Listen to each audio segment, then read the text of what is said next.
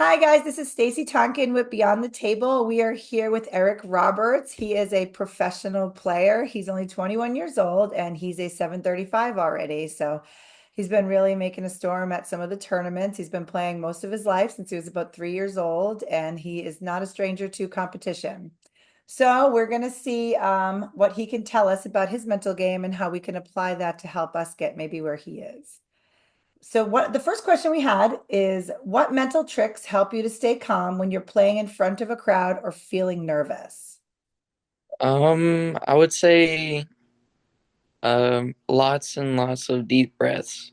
That is key for me to stay calm because it slows my heart rate down. Because obviously, whenever you're in front of a big crowd, your nerves are all crazy and everything. Your heartbeat is going crazy. So, what calms me down is lots and lots of deep breaths. That I've actually heard that from seasoned players as well as beginner players in competition, that the breathing is really important. And if we can implement this to start before we start getting to where you are, maybe this will help a little bit. That's great advice. Okay, question number two. How do you reset your mind after making a mistake during a game? So, I whenever I make a mistake in the game, um, I try not to get mad at myself right then and there. Obviously, I'm a little upset about it, but I try to put it in the back of my head. So whenever I get home or after the event, I can work on that mistake that I made and that. But I try to put it in the back of my head so I don't worry about it, and I just focus on the task at hand because you can't dwell on the mistakes that you made in the middle of a match because it'll hurt your game for the rest of the match. That's great advice. I know a lot of people really get stuck on that because they feel like they could do better and they're not, or they practice a shot and then they miss, but there's a lot into that. And in order to really master that shot, it's not about the mistake you made, but learning how to move forward with after what you did wrong, which could actually help a lot in the future games. So that's great advice. Okay, and the last question.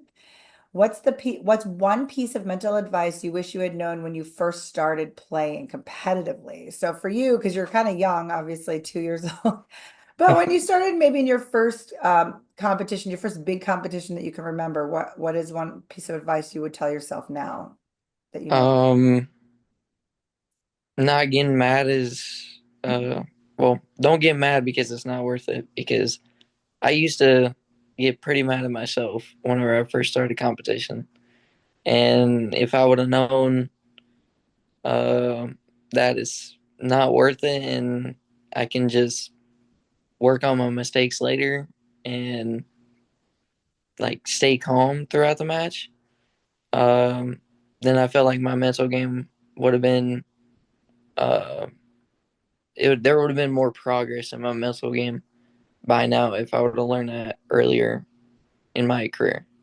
Okay, that's great advice. Yeah, I definitely see though that when most of us start, we don't, you're self-reflecting, like you said, the nerves there, people are watching, you're evaluating what you're doing, you've put a lot of practice in. But one of the things I think that also gets us to where we are now is that experience of having those mistakes, because that was a mistake that you've learned from that now you don't do in a match.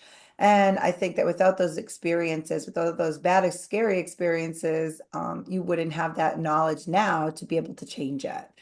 And from where you are doing pretty great. I wish at 21 I was a 735. I'm still only at 552. So, but I don't have a lot of time to practice. So listening to the things that you guys do helps me, and I'm sure will help a lot of up and coming players.